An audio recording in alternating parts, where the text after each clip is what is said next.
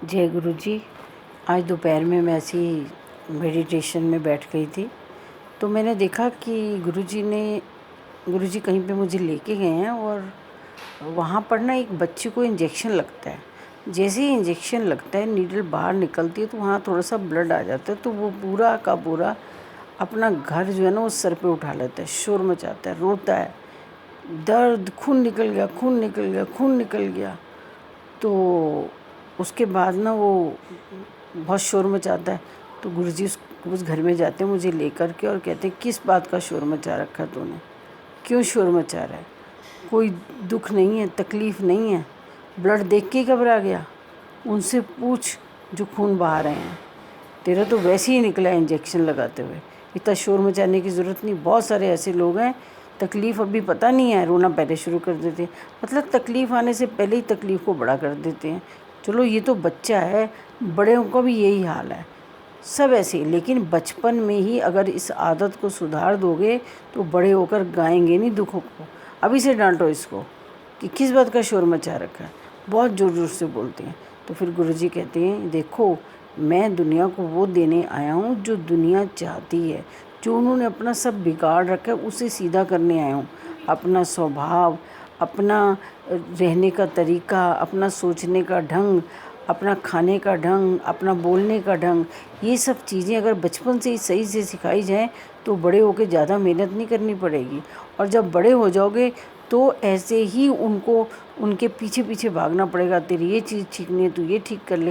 लेकिन आदतें इतनी पक चुकी होती हैं कि उसे ठीक करना मुश्किल हो जाता है। मैं उन्हीं संगत को ठीक करने आया हूँ, मैं वो देने आया हूँ जो तुम चाहते हो, तुम्हारे अंदर है, पर तुम्हें सिर्फ वो मांगना है जो दुनिया को दिखाने की चीज़ें हैं। मेरे पास गाड़ी है, मेरे पास बंगला है, मेरे पास ये है, मेरे पास वो है, मैं फ़लाने ब्रांडेड कपड़े पहनता हूँ, मैं एम्पोरियो में सैर करने जाता हूँ, मैं शॉपिंग भी वहीं करता हूँ, मैं सब कुछ ये कहते हैं, मैं फ़ॉरेन कंट्री पे छुट्टी मनाने जाता हूँ। ये सब दुनिया को दिखाने की चीज़ें हैं। मैं तुम्हारे को इनर काम देने आया हूँ, मुझे वो देने दो। देख रहे हो ना, बचपन में खुद ही बिगाड़ा है इन बच्चों को, और बड़े होकर के यही तुम्हें तंग कर रहे हैं ना।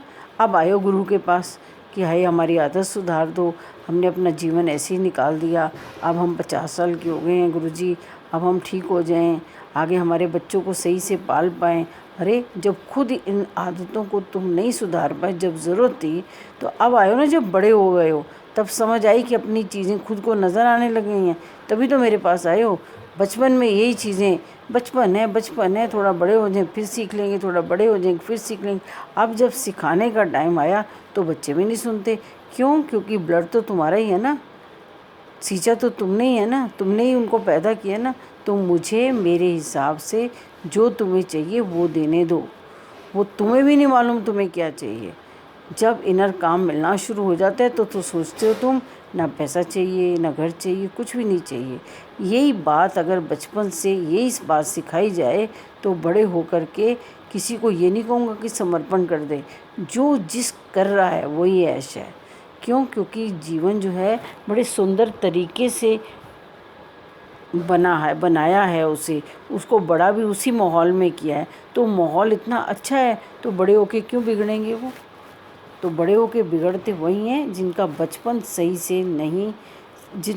सही से नहीं सिखाया जाए। फिर गुरुजी ने बोला कि देखो अब मुझे घर घर जाना पड़ रहा है सिर्फ ये कहने के लिए, पेशेंस रख, सब काम हो जाएंगे, पेशेंस रख। जिस दिन तेरे अंदर पीस आ जाएगा, तेरे अंदर किसी चीज़ को पाने की इच्छा नहीं होगी, जो जो भी तेरे को चीज़ मिली है वो तेरी अपनी होगी, तूने अपनी खून पसीने से कमाई से बनाई होगी, वो तुझे पाने में ज़्यादा खुशी होगी। समझ गया? ये सब चीज़ों के पीछे मत भाग, क्योंकि जितनी मांगी हुई चीज़ें हैं वो एक दिन वापस करनी पड़ेगी, तो तुझे बहुत दुख होगा।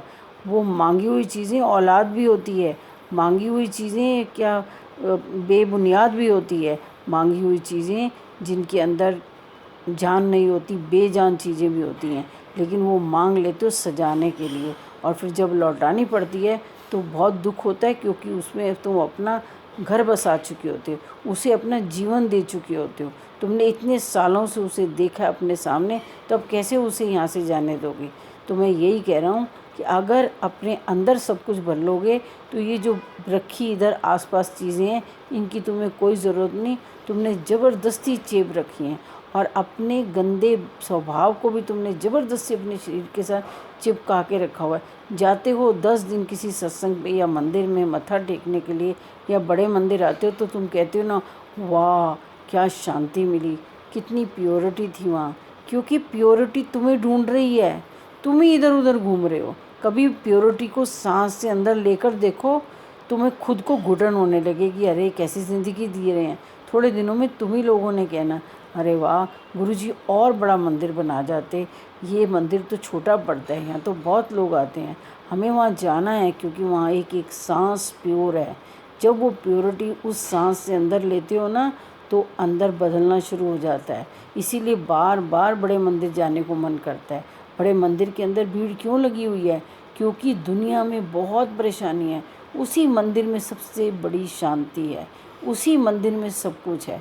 तुम्हें अगर लेना है तो अपने मुंह पे जिप लगाओ, और जो जा रहा है वो तुम्हारा नहीं था, वो तुमने भाड़े पे लिया था, अब वो वापस करो। क्यों? क्योंकि भाड़ा तुम चुका नहीं पा रहे हो। और जो तुमने अपना कमाया है, अपनी प्योर सांसें तुम्हारे अंदर हैं, वो तुम्हारी अपनी हैं, उसे तुम जब मर्जी बढ़ा सकते हो। और जैसे जैसे तुम उसे बढ़ाओगे वैसे वैसे तुम्हें सारा रास्ता साफ नज़र आएगा। और जब रास्ता साफ नज़र आएगा तभी तो आगे जाओगे। जब तक रास्ता ही साफ नहीं नज़र आएगा, उबड़ खाबड़ नज़र आएगा, तो तुम कैसे जाओगे? हर थोड़ी देर में कहते हो, ओह मुझे लगता है मुझे डिप्रेशन हो गया, मुझे लगता है मुझ पे किसी ने काला जादू कर दिया, मुझे लगता है कोई सोल, कोई नेगेटिव सोल मुझे रोक रही है। ऐसा कुछ नहीं है। अगर तुम अपने आप को पॉजिटिव रखोगे, स्ट्रॉन्ग रखोगे, फिर देखना ये सब चीज़ें तुम्हें छुएंगी भी नहीं। क्योंकि पॉजिटिविटी को किसी चीज़ की परवाह नहीं है। परवाह सिर्फ उन्हें होती है जो खुद नेगेटिव होते हैं, हर बात को अपने ऊपर ले लेते हैं। क्यों? क्योंकि दुख को हमेशा बड़े करने की आदत है हम लोगों को। गुरुजी हमेशा कहते हैं दुख को जो है, गुरु को दुख को सिर्फ ये बताओ कि गुरु कितना बड़ा है, और ये मत बताओ गुरु को कि दुख बहुत बड़ा है। मैं पहाड़ को राई बनाने आया हूँ और तुम राई को पहाड़ बनाते रहते हो। बस जितनी जल्दी इस स्वभाव को बदलोगे ना, उतनी जल्दी तुम पॉजिटिव हो जाओगे। ज़रा सा दुख आया नहीं, बाँ बाँ बाँ करना शुरू कर देते हो। और जैसे दुख टल जाता है तो कहते हैं हाय हमारे गुरुजी थे ना इसलिए टल गया। तो पहले ही भरोसा कर लेना कि गुरुजी हैं, टल जाएगा। वो टालने ही आए हैं, पर वो तेरे हिसाब से नहीं चलेंगे, वो अपने हिसाब से चलेंगे। उन्हें मालूम है कौन सी चीज़ मैं एक इंसान को या एक संगत को दूं जिससे उसे शांति मिलेगी। उन्हें सब मालूम है, हमें नहीं मालूम। वो वही देने आए हैं जो हमारे शरीर को जिस चीज़ की ज़रूरत है। बस ये सब चीज़ें गुरुजी मुझे दिखाते रहे। इतनी देर में वो बच्चा आया, और तब तक वो हवाई जहाज़ पे सफ़र कर रहा था, और ऊपर जाके भी इतना बड़ा हो गया है कि वो वहाँ पर भी बाँ कर रहा था। गुरुजी का देखा, बचपन में इस बात को नहीं समझाया तो देखो ज़रा कैसे बाँ कर रहा है। अब बड़ा हो गया, शादी हो गई है, तब भी उसकी नेचर वैसी है।